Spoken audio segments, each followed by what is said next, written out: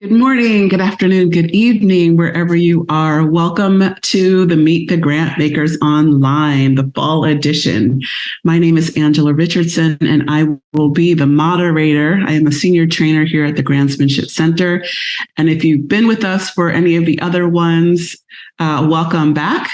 And if you're new, welcome. I'm looking forward to this hour-long webinar where we have a Meet the Grantmakers panel answering some of your questions live and talking about things that are happening in the philanthropic landscape, but also for those, get those questions for those of us that are grant seekers, get some of those questions answered as well. Thank you for all of you who submitted questions in advance. So again, today is the Meet the Grantmakers panel. I'm joined by three illustrious grant makers from across the country. Just a few words of housekeeping as we get started. We are recording today's session, so we are doing that. So anyone who signed up, which means if you're here, you signed up, you will also get access to this recording. So if you have to jump off early, don't worry. You'll be able to see the whole conversation. We will email that to you. One more note, closed captioning is available down. If you just toggle over the little box that says CC at the bottom and turn it on, you can use that if required. And then finally, as I mentioned, we are going to be taking live questions today.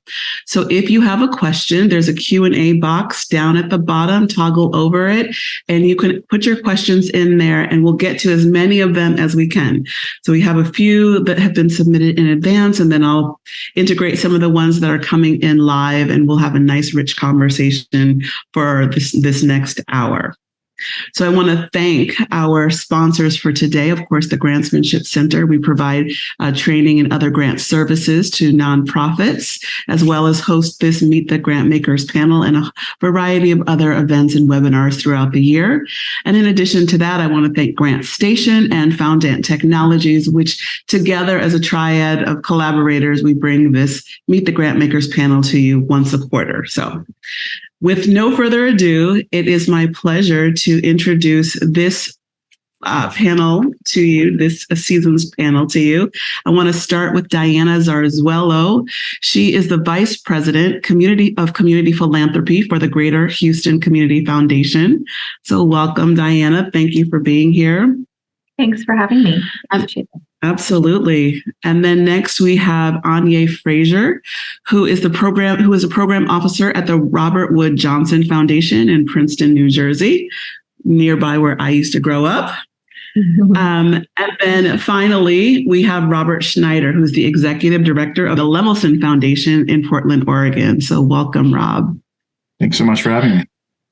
Absolutely. So every panel, we have a really great lineup, and today is no different. So I'm looking forward to jumping into questions with you all. But before we get started, I want to have give each of you an opportunity to really introduce your foundations. And each foundation, one of the things I tell participants in our classes is every time you meet one foundation, you've met just one, because they're all so different in terms of what they fund, how they fund, interests and things like that. So I want to give each, and how you're organized as well. So I want to give each of you an opportunity to introduce your foundation, let us know about your grant making. The panel, the participants have been given a profile of the basic information about you. So anything that you'd want to share. And Diana, I'm going to start with you this morning. Great. Thanks, Angela. So that adage is true for community foundations as well. So I'm with the Greater Houston Community Foundation. And so if you've met one community foundation, you've met one community foundation. And here in Houston, we've been around since about 1995. So approaching our 30th sort of anniversary.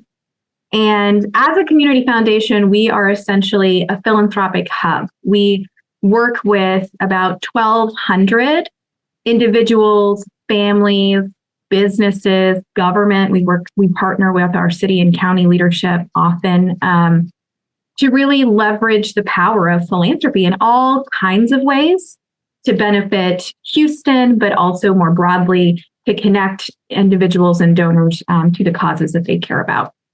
And so we are among the largest 25 community foundations across the country. We've given through those donors and clients $2.2 billion over the course of our history. Our assets are a little over $1.2 billion now. But we are on the younger side, sort of developmentally. And so many community foundations that you might see across the country, there are over 800 easily, are sort of the primary grant maker in their community. They have a large endowment and they are grant making. They have program officers and they have a strategy, and they give meaningfully to their locality, their geography. Here in Houston, we are unique in that we are primarily donor advised funds in terms of our assets, although we've diversified a lot and offer a range of philanthropic tools for our donors and clients. But that means we do everything in partnership. We do everything in partnership. All of our grant making, which last year alone was over $157 million in grants out the door. But all of that is through donors and through clients support and partnership. I think one of the questions was what makes us unique. One of the things that we're known for nationally is our Center for Family Philanthropy and our Next Gen programming. We did a study last year to really highlight what we've learned over the past decade, working with sort of the next generation of philanthropic leaders who will inherit a lot of philanthropic wealth. And so happy to dig into a little bit of that learning and reflection later on. My role at the Community Foundation has been exciting in the sense that I've been honored and privileged to come in about 5 years ago to really grow our community impact work. So our board, about 5 years ago, through their strategic plan, stepped back to say, well, we're doing incredible things in partnership with our donors and our clients, but how do we leverage this incredible platform as a hub to more proactively drive change in our community? How are we showing up for Houston, and what does that look like? And that started off with a landscape analysis, so understandinghouston.org, which aggregates lots and lots of quality of life data to really help us understand our strengths as a region and our challenges. So how are people doing in Houston? What are the trends? Where are we making progress? Where do we fall behind? Where are things getting worse? And so that's a community resource that we're proud of to really make data accessible for people to inform their strategy, their decision-making, their philanthropy. And then a second initiative really quickly, which I know this is only supposed to be 2 minutes, but Greater Houston Disaster Alliance, we just launched as well this past year, which that really just brings together 17 years of work administering more than a dozen disaster and crisis funds for Houston. So in Houston, facing the reality of climate change, we were reactively supporting that crisis response of sort of philanthropic first responders. And we did that in partnership with the city mayor and the county judge time and time again. And so we've now taken a proactive stance to say, hey, we need to be prepared as a region. What can we be doing proactively to make our region more resilient and be more effective and efficient and equitable in our response because we know it's coming. So that's sort of the second prong of work. And then we have a third coming online that I'm happy to talk about a little bit later. Great. Yeah. Thank you. Perfect. Thank you, Diana. Mm-hmm. And Aingyea? Yes. So I'm representing the Robert Wood Johnson Foundation. We've been around since, I want to say 1972. So we've been around for a while. We are the nation's largest private philanthropy where we're focused on improving health in America. And, we're really committed to health and health equity, in the U.S. So we're domestically funded. We do have a small portfolio that's focused on global learning, but we're based here and our giving is based in the U.S. In partnership with others, we're working towards the day where everyone has a fair and just opportunity to thrive, no matter who they are, where they live, or how much money they make or have. I'm a program officer. I sit in one of the 4 main programmatic areas of the foundation, which is transforming health and healthcare systems. I will say, it's funny when you go off and do these panels and you're representing RWJF, but it's in a lot of ways, it can seem as if we're a small foundation within a foundation, given our programmatic area.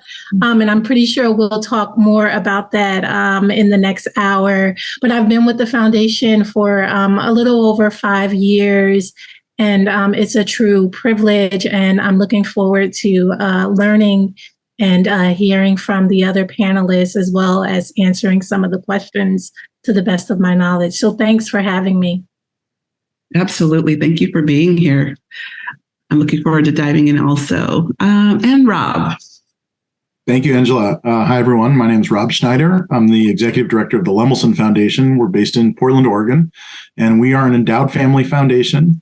The board is still all family members, and so we take direction from them. We focus on invention and entrepreneurship.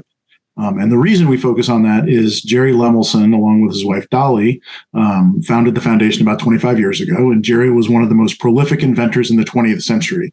And he had over 600 patents. And so second only to Thomas Edison at the time of his death.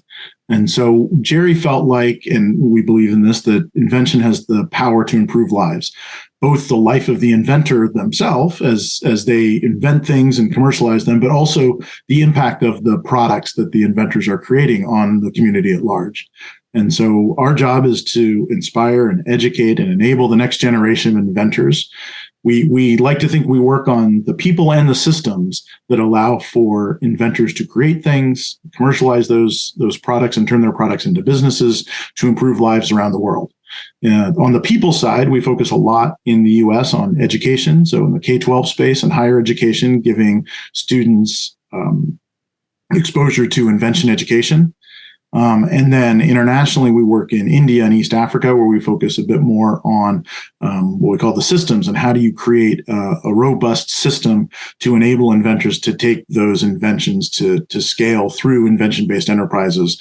And one of the ways in which inventions are commercialized and people are able to realize the wealth associated with those inventions and reach people is through entrepreneurship. And so we support a lot of entrepreneurship activities internationally.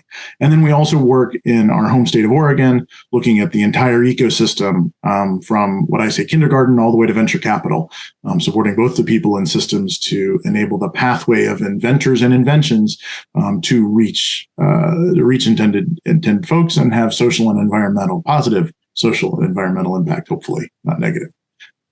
So look forward to the conversation with everybody else. Absolutely. Thank you. Thank you, Rob. Thank you, all of you. So the questions are starting to come in. There's a lot. We have about 50 minutes to answer questions. So go ahead and drop your questions in the Q&A box. Linda's answering some of them and getting them to me. So we'll just dive in. So Diana, I'm going to start with you. And this question came in advance of us getting started today. There was actually a combination of questions that I pulled into one.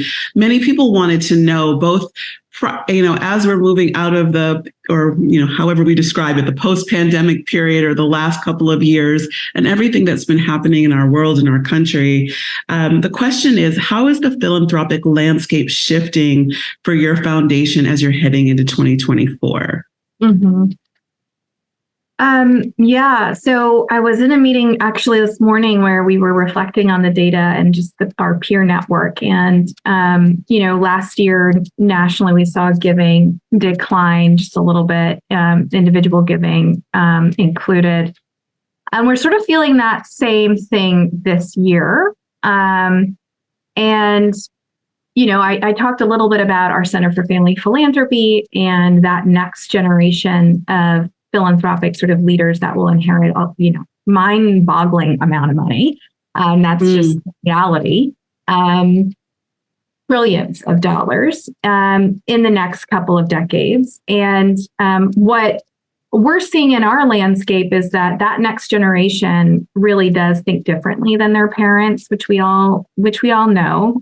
Generations think differently, but they're not as loyal to the legacy of their parents in terms of their vision and their goals. They really are interested in creating their own philanthropic identity and to play a larger role. And we see that sort of intersecting with women playing a larger role and their interest in, major societal challenges and environmental challenges that are facing the world. And so that's a big element of our landscape, especially as we work with individuals in that next generation. Another related to that is they want to be fully engaged. They want to be more engaged in the organizations and the causes, not just give or give seamlessly through their donor advised fund. They want that. Donor advised funds are the greatest growing sort of vehicle in individual giving, but they like to think about how are they spending their time, their talent, and making those ties. That's using their social capital to benefit a particular issue. So that's something that we see in our landscape. And then a real focus on impact. So the use of data, the use of evidence, and ultimately, how are you demonstrating your results?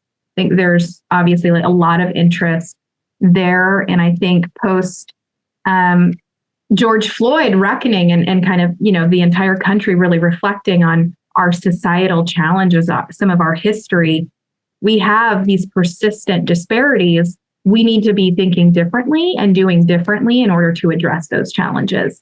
So there's a lot of interest in our world around collaborative giving, that we're seeing more pooled resources, and this idea that not a single philanthropist or a single private foundation or a single even sector can really make positive change. How do we knit together those resources more effectively through collaborative work? And then I guess I would say also, still anecdotally, but like looking at the data on the corporate side, nationally, corporate giving went from like 2% of the entire giving pie to like 6% as of last year's data, which you would say is still a small piece of the pie, but that's, $20 billion a year. And estimates out there post George Floyd went, counted up the pledges of all of the Fortune, 1,000 companies towards social justice, racial justice. And that amount was nearing, $70 billion of pledges. And so what we've started to see is just corporate interest growing. And how do we engage more deeply with communities? How do we, again, do things differently to address these issues? And often that comes with an intermediary like a community foundation who can bring together multiple funders, multiple organizations to have greater impact together than any one entity can do alone. So I think that's, an anecdotal, but I think the data shows that there's just corporate responsibility teams out there with more money now trying to figure out, well, how does the private sector show up differently in philanthropy? Thank you. Thank you, Diana. Aingyea, how about the Robert Wood Johnson Foundation? Yeah, I feel like we could spend the rest of our time together just talking about this.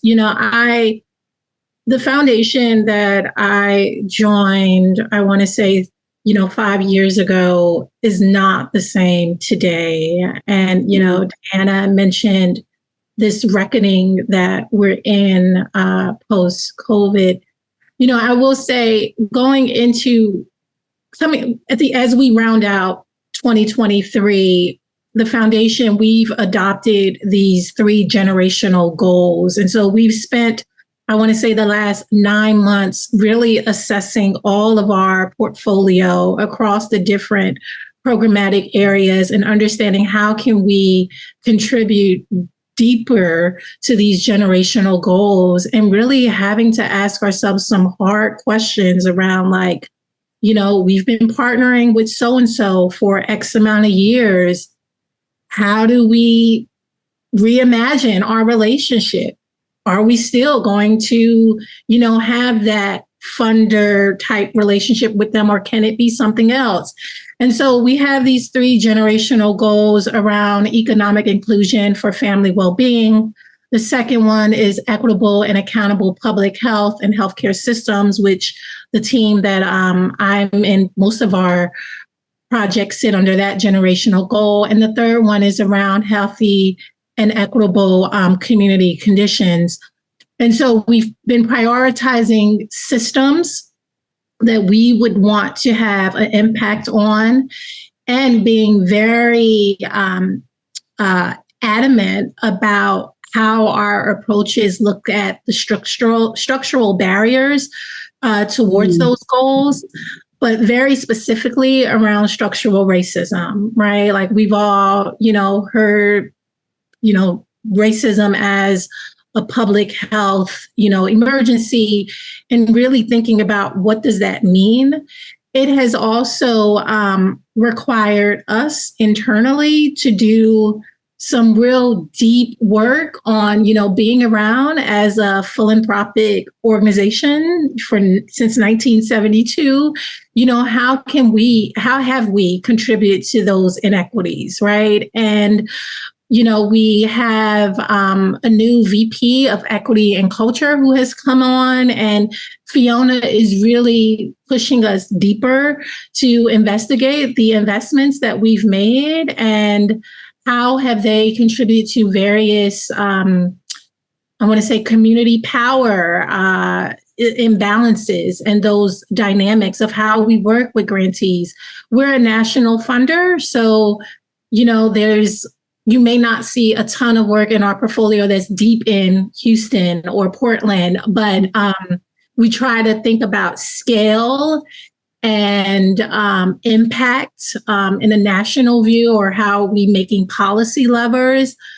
But, frankly, I was just in Texas, Diana, last week, not in Houston, but in Austin, and looking at some work around reproductive justice and thinking about what does that look like in certain areas of our country. It may not be political levers that we may see in places like Massachusetts or California, but what are those other levers that we can see impact around public health that may not look like the same across the board. There's no, blanket solution to all of the issues that we're facing in our country as it relates to public health.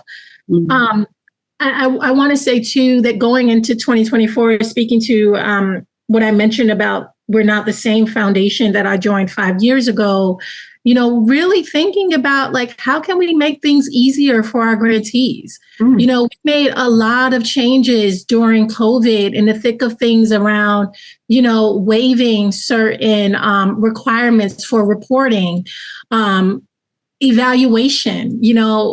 Does it always need to be this ton of rigor or this gotcha for our grantees? How can it be more about the evolution of a project and really deep learning to really make it a true partnership, and to not make it a pain point for some of the folks who are joining the call, oh gosh, I have to talk to my PO at the foundation.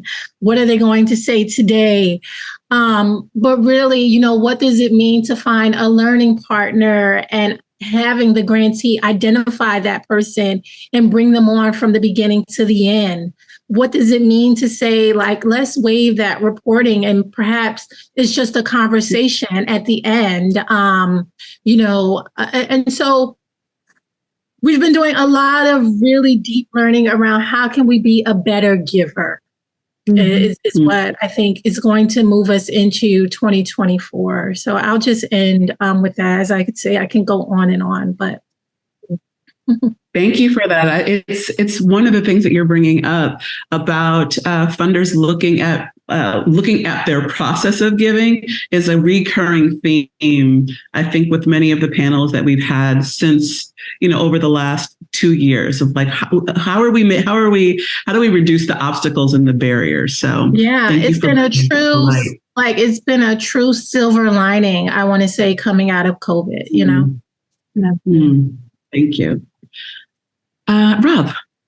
Yeah, a lot of that resonates as both Diane and Aingyea. We're doing a lot of the same things. So I won't touch on those again, but I'll touch on a couple of things that maybe more specifically we're doing. And I should note, we tend not to focus, we are sector agnostic. So we don't focus on a particular technology. We don't support individual inventors or entrepreneurs. We look at systems change. And so how do we make the system work better for everybody? And a couple things were changing as we move into 2024. And I think the reckoning with George Floyd certainly made us sit up and take notice. We've said for years that we want all kids to have exposure to invention education, everybody to have exposure to entrepreneurship training and support. But I don't think we had a particularly nuanced view about the challenges that individual demographics face.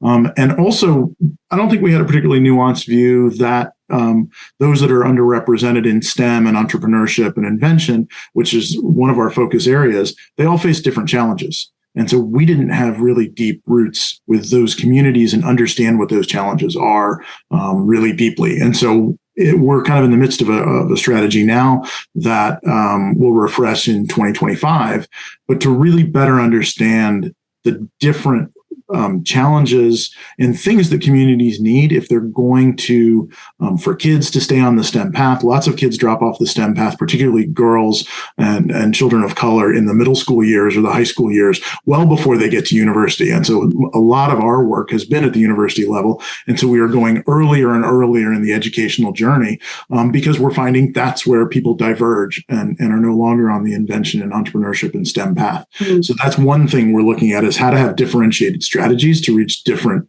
communities. And then the second thing is I don't know about a recognition, but maybe a boiling over point with our board of just the importance of engaging around climate change and climate action.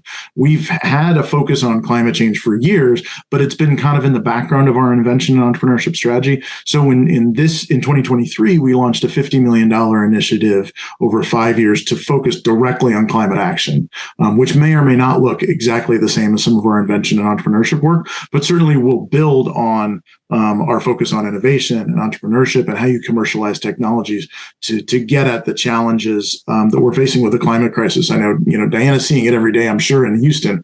And so we're thinking about how do we do that intentionally? And so the next 5 years or so, we're going to spend $50 million towards that initiative.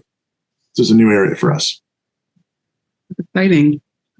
That's exciting. One of the things that's really striking me, and then I'll get to the questions, is that whether you're like all of you are working on these larger issues, global ones, systemic ones, national ones.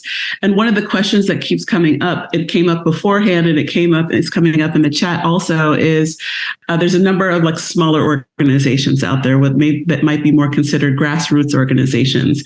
And so I just wonder, in terms of working on such a scale, how do you all approach smaller organizations? So, one question that just came in, someone, Rob, they took the quiz on your organization's website, and they're finding that they are eligible to apply to the Lemelson Foundation, which they're very excited about, but they're also a smaller organization. And so they're curious about the life cycle. So could you each speak to, and Aingyea, I'm going to start with you, and you're a national foundation. So you just got done talking about how that's the type of funder, but if there's a smaller organization that maybe has an innovative approach, how do they get on your radar? What is your approach to maybe a smaller organization that's working on a larger issue?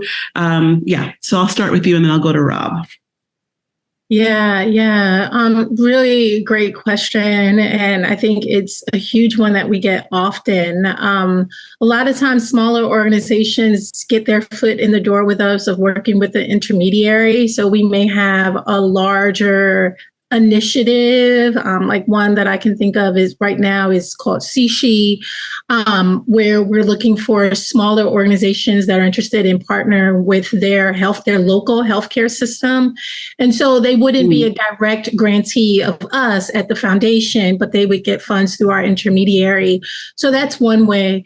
I do think that, there are newer initiatives, like I mentioned earlier, thinking about reproductive justice, right? And that we're really knowing that most of those solutions that we want to see are local. They're closer to people who are, on the ground. And I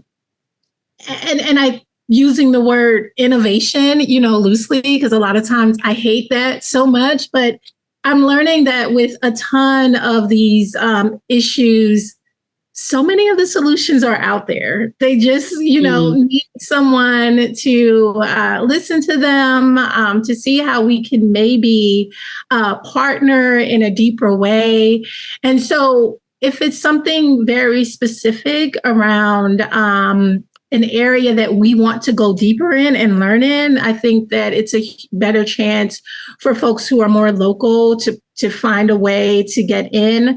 I will say our website is not the greatest. Hearing Rob's quiz, I'm like, oh, I want to steal that.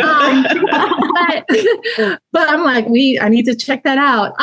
But I think too, really, we have inquiries that people can submit, and there are real program people who are answering those and sort of getting you to the right person, saying, okay, Aingyea is doing, reproductive justice. Let her get on the call with this folks. I've gotten, it's not hard to figure out our emails. So I've gotten a ton of just emails of hey, this is an idea. Is this something you all are interested in? And, if not, why? And I'll jump on a call with folks all the time to talk through a specific project and why it may not be a good fit.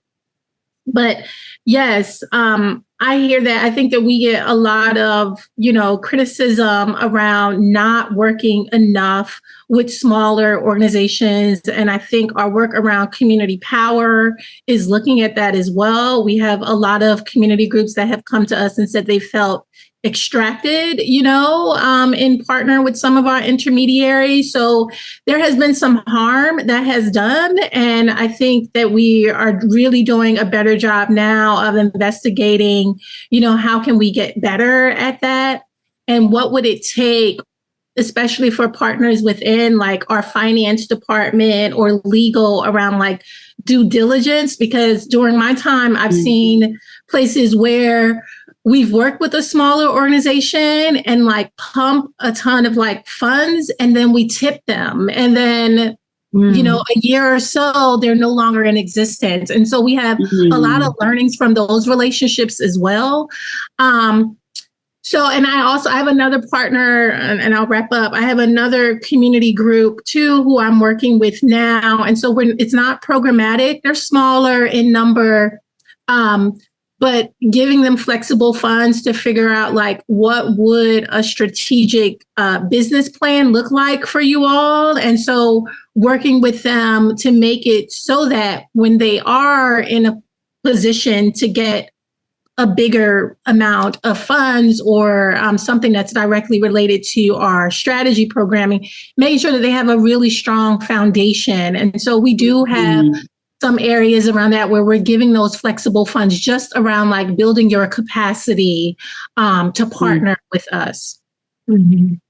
That's wonderful. Thank you. I'm appreciating you bringing in that it tips them over. Sometimes getting the grant. We talk about that in our trainings all the time. If you're a smaller organization, I always tell people go for the small ones to build your capacity before if your operating budget is $50,000, that's wonderful, and also a $50,000 grant. $50,000 grant, it's going to double what you're doing, and can you actually sustain it? So we talk about that quite a bit. So thank you for bringing that forward. Rob, how about your foundation? Sure. Yeah, a couple of thoughts. Aingyea, absolutely agree with her around sort of the intermediary component and how we introduce smaller organizations to larger ones that can help them. So we definitely do that where we can. I think, we think about our funding in a catalytic way in that, we spend about $25 million a year. So we're not huge. We're not small, but we're not huge. And so as much as there are lots of worthy organizations out there, hundreds and thousands of them, we cannot fund even a fraction of them. And so the way we approach it is, how do we do a couple of things. One, make the pathway much clearer to these organizations about how they can access much larger pots of money. And in the US, that's things like the National Science Foundation and SBA and the US Patent and Trademark Office for training about how these organizations, whether they're small companies or small inventors, or whether they're intermediaries, about how they can build their capacity to service entrepreneurs and inventors, because that's where the big money is. And so we focus on that, and we focus on building capacity on small individual case by case basis, particularly for organizations that can service not just one organization, but can service a whole basket of organizations, whether that's geographically or whether that's sectorally or thematically. And so that's how we approach it, because there is only limited amount of funding out there, and so if you can find the right pathways, there are actually much larger pots of money out there that the folks can access. Brilliant. Thank you, Rob. Diana. Yeah, a couple of things come to mind. So similar approach in our disaster response and recovery work. So that's when we fundraise, during Harvey, it was 100 million, 114 million, but usually it's about 20 million for each disaster. And we've really intentionally worked to diversify those nonprofits that get funded during times of disaster who are responding to serve their communities.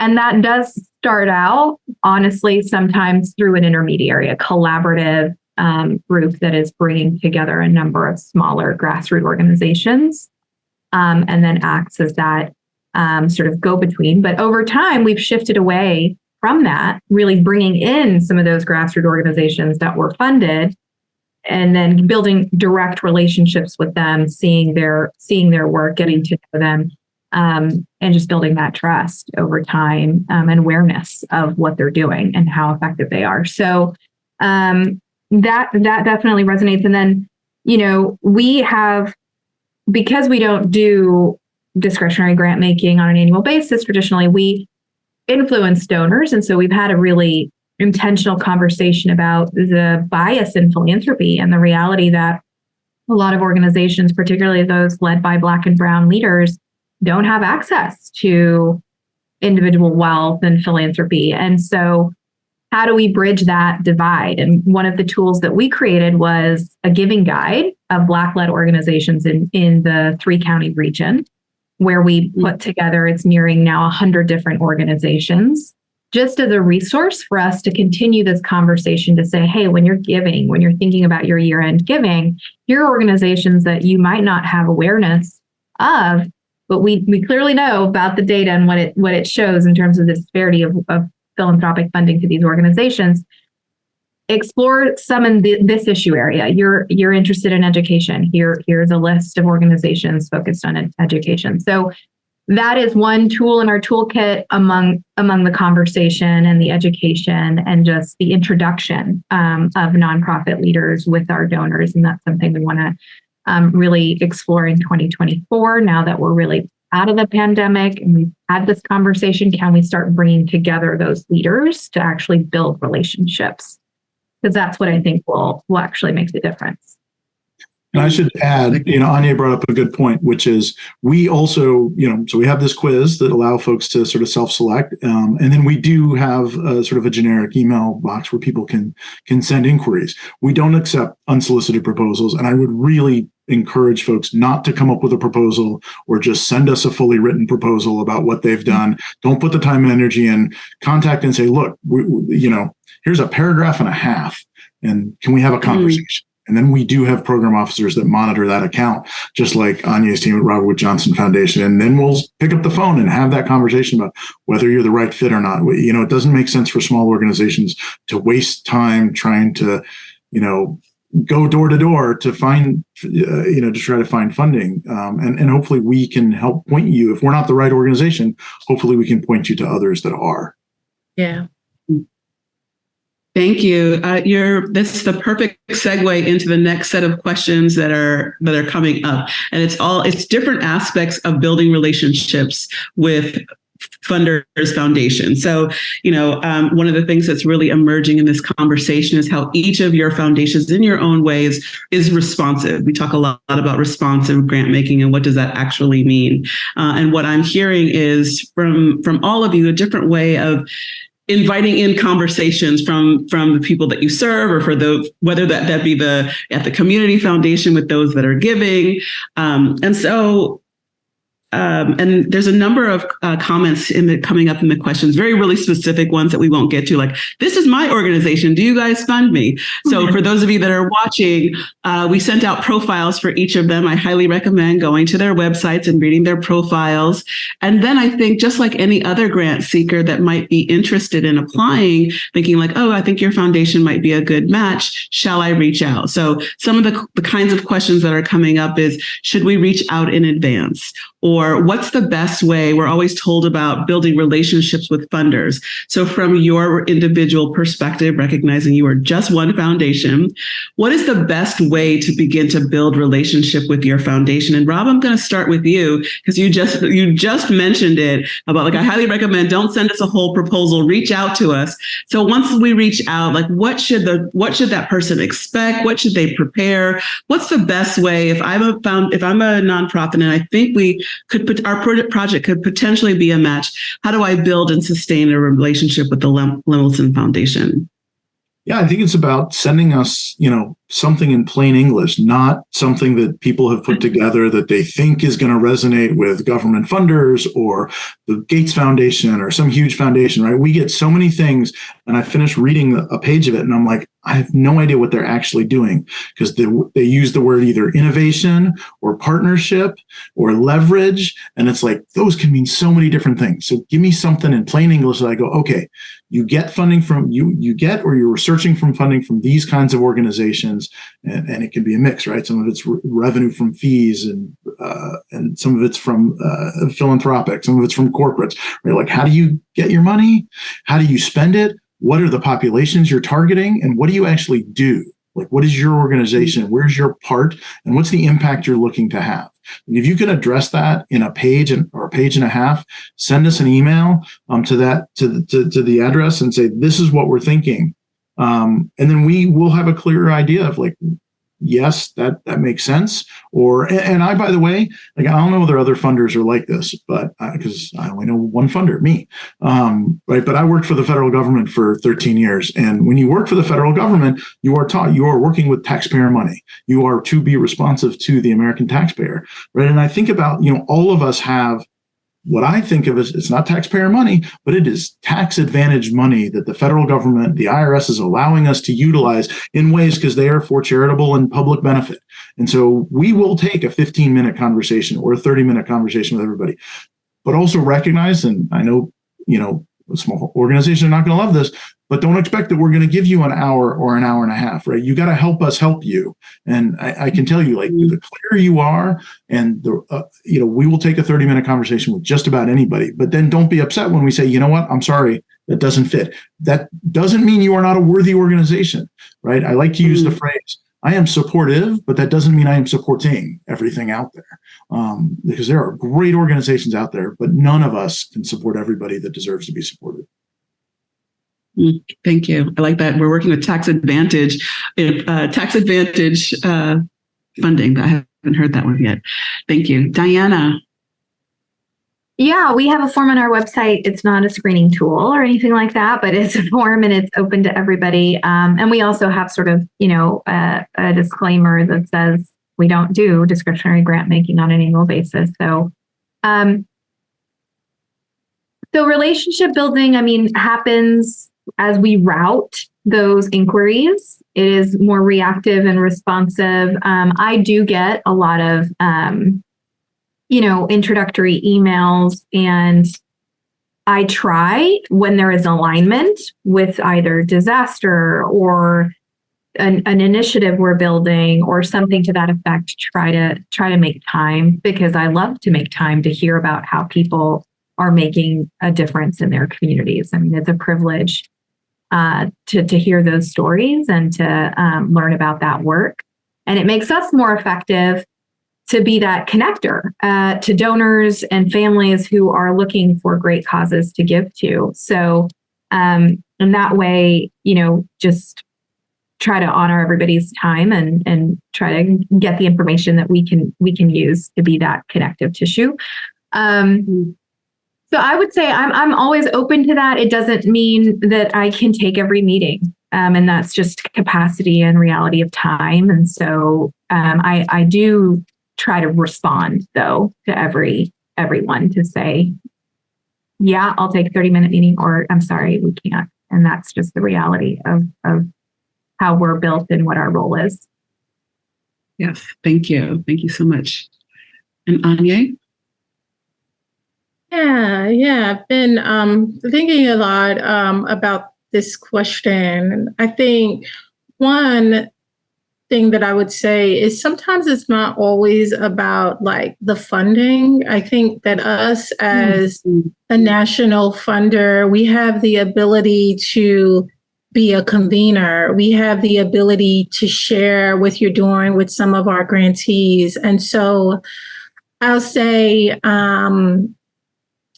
thinking back over my portfolio, sometimes that has been a great start to a deeper relationship that gets into, funding. I like to get in good trouble. So I have not always been in philanthropy. I came from a grantee organization, and it's no secret that when I applied to the foundation, I was critical of philanthropy. I was at a place where there was this arranged marriage of a program. There was a set of philanthropies, not RWJF, and not the other two that are on this call, who had came together with a pot of money. And, I was running a program with another organization, and it was a disaster. And I was like, why did our funders do this to us? So, really, really, I wanted to figure out how can philanthropy do better. And so I have a lot of trust with some of my partner organizations where they call me out. And I appreciate that, because while these are not, Rob said it, these are not my funds. I don't have a huge ego where it's like, you get $1 million, or, I don't think like that.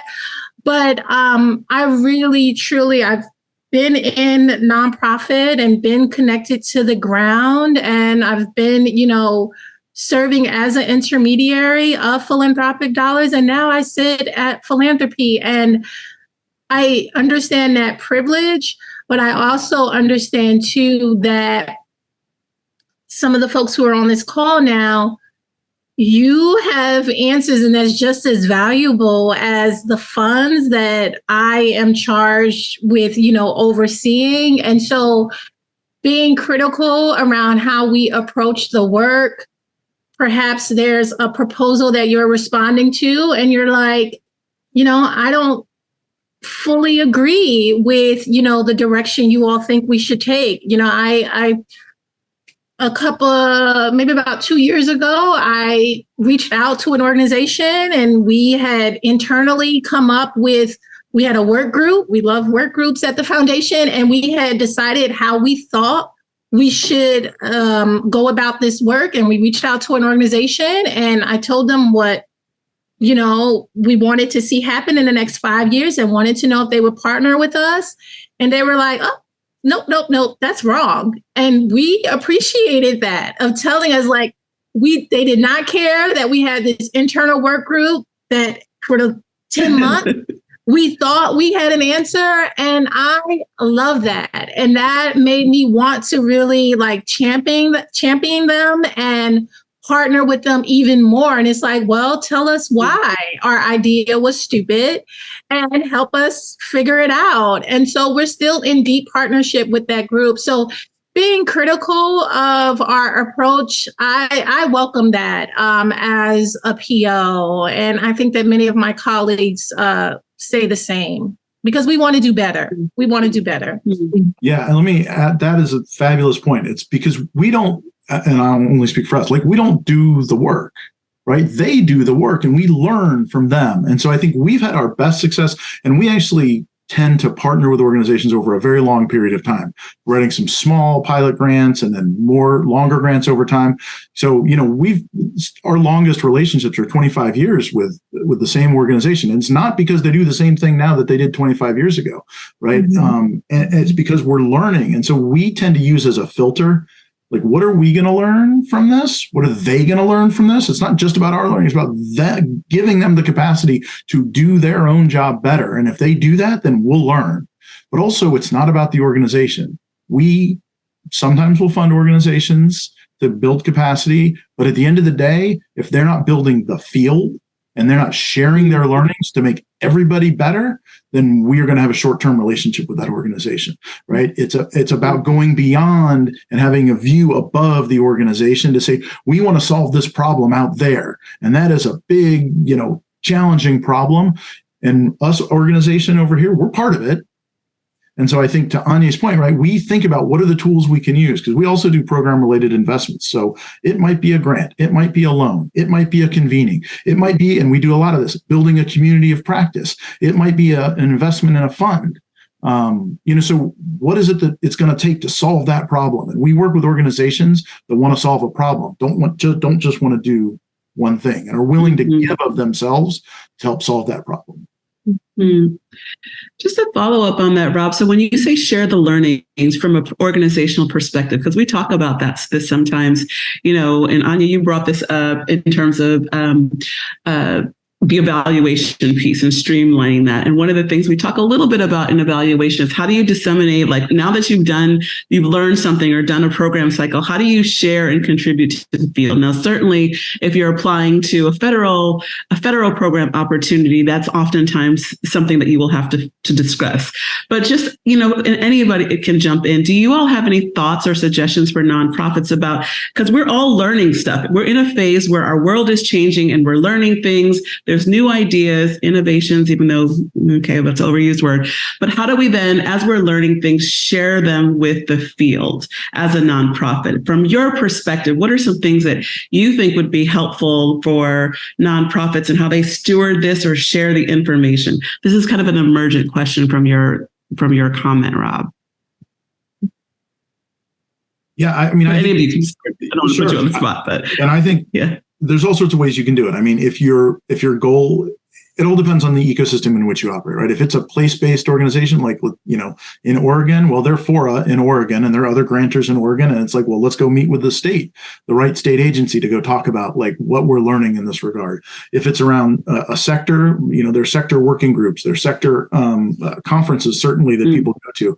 And, for us, we go to a lot of these conferences, whether it's Grantmakers in education or, communications professionals in philanthropy, or we've got a group out here called Philanthropy Northwest that talk about, what's working well.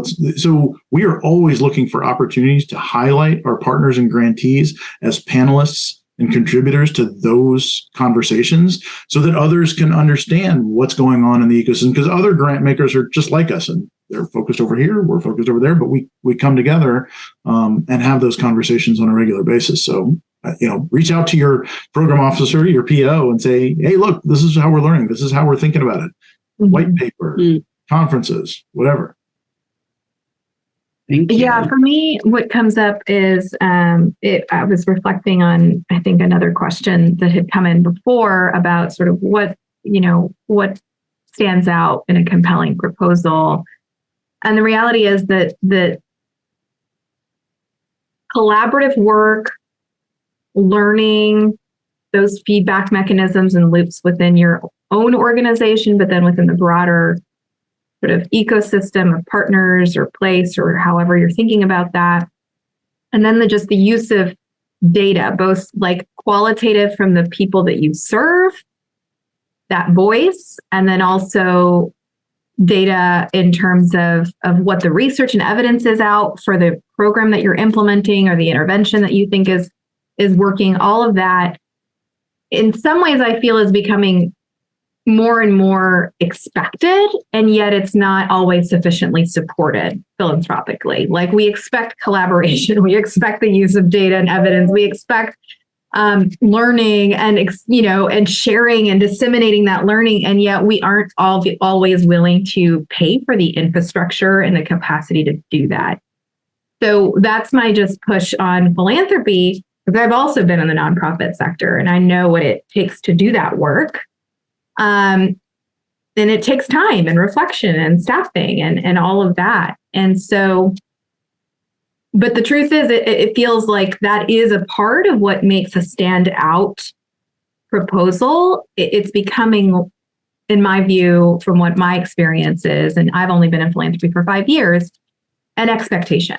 Like, this is how you should be doing business. You have to learn. You have to be able to create mechanisms to reflect and use data, your own program data, and look out to the field and bring in what's worked elsewhere. You have to do that because we're all working towards ultimately progress and impact. And so I don't know, that's a nuanced response, but I acknowledge that it's really challenging to do that.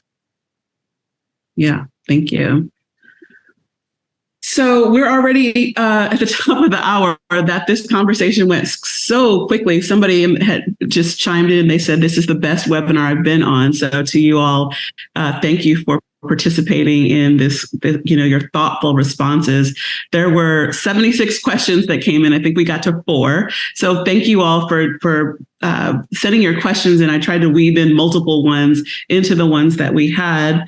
I want to give each of our panelists just an opportunity to do final comments, final words, any thoughtful advice, any insight, any final things that you want to say to the, almost 500 people that are watching live and all the ones that will watch the recording. And Diana, I'm going to start with you. Wow. Well, thank you. Thank you all for being here. Really appreciated all of the questions and just the opportunity. I mean, you all are doing the hard work on the ground, and just know that we respect that and honor that and are privileged to partner with you to scale it or to grow it and to support it. So thank you for everything that you all do every day. Rob? Sure. Yeah, I would echo that. And then I want to piggyback on what Aingyea said earlier a little bit around learning. And I would just say, be honest with your foundations. Like, it's not a gotcha. Like, we're invested in your success. We want you to succeed, and we want you to experiment and try things. And if you fail, that's okay, as long as you've learned something and you communicate it to us, right? It's when folks try to go around the system or hide things that then you get people on the funder side concerned.